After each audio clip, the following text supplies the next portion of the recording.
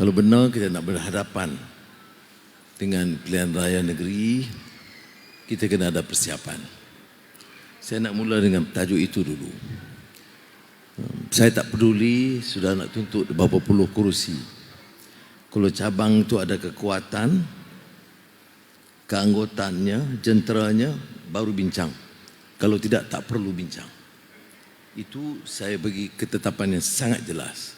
Saya tidak akan menandatangani mana-mana watika kalau saya tidak yakin cabang itu kemas dan mantap. Kita pilih, dan saya minta pimpinan negeri pilih berunding dengan kawan-kawan kita dalam parti-parti lain. Ya, PH tentunya kita akan bersama dengan UMNO, kita akan bincang ikut saluran yang baik. Tetapi ia tidak boleh mematahkan semangat dan pendirian kita. Walaupun prestasi di negeri itu lemah, tapi tidak siapa boleh pertikai.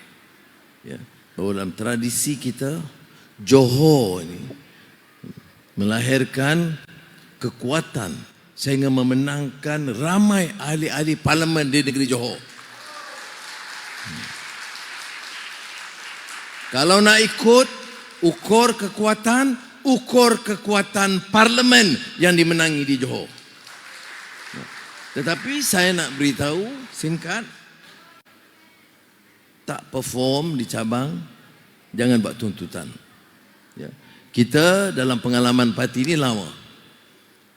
Yang nak masuk, yang nak keluar, yang nak marah, yang nak merajuk, nak bantah, kita sudah lalui.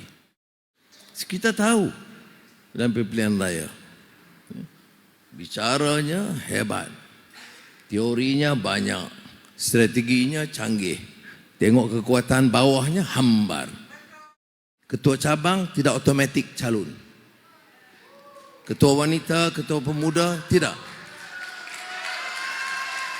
Yang automatik calon itu orang yang bekerja, dedikasi dan mampu memenangkan. Ya. Saya tahu saya sebagian mungkin tidak senang. Saya bukan datang ini untuk menyenangkan kawan-kawan.